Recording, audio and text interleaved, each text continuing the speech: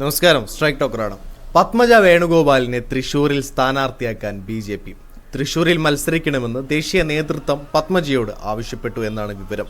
മുരളീധരന്റെ എതിരാളിയായി വട്ടിയൂർക്കാവിൽ പത്മജ മത്സരിക്കുമെന്ന് റിപ്പോർട്ടുണ്ടായിരുന്നു. എന്നാൽ ദേശീയ നേതൃത്വത്തിന്റെ നിർദ്ദേശം വന്നതോടെ പത്മജയുടെ സ്ഥാനാർത്ഥിത്വത്തിൽ തീരുമാനമായിരിക്കുകയാണ്. ശോഭാ സുരേന്ദ്രൻ പാലക്കാട് മത്സരിക്കും.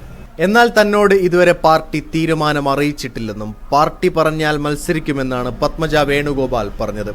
വാർത്തകൾ താനും കേൾക്കുന്നുണ്ടെന്നും എന്നാൽ ഇതുവരെ ആരും സംസാരിച്ചിട്ടില്ലെന്നും പത്മജ പറഞ്ഞു.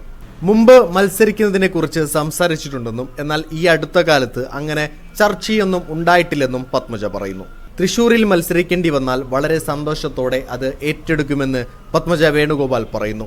മുരളീധരന്റെ എതിരാളിയായി മത്സരിക്കുന്നതിനെക്കുറിച്ച് ഒരു ചർച്ചയും ബി.ജെ.പിയിൽ ഉണ്ടായിട്ടില്ലെന്നും കുടുംബ ബന്ധങ്ങൾക്ക് വില കൊടുക്കുന്ന ആളായതിനാൽ അത് ബുദ്ധിമുട്ടാണെന്നും പത്മജ പറയുന്നു. പത്മജയെ കഴിഞ്ഞ ദിവസം പാർട്ടി നേതൃത്വം തിരുവനന്തപുരത്തേക്ക് വിളിച്ചു വരുത്തി തൃശൂരിൽ മത്സരിക്കണമെന്ന് ആവശ്യപ്പെട്ടതായി റിപ്പോർട്ടുണ്ട്.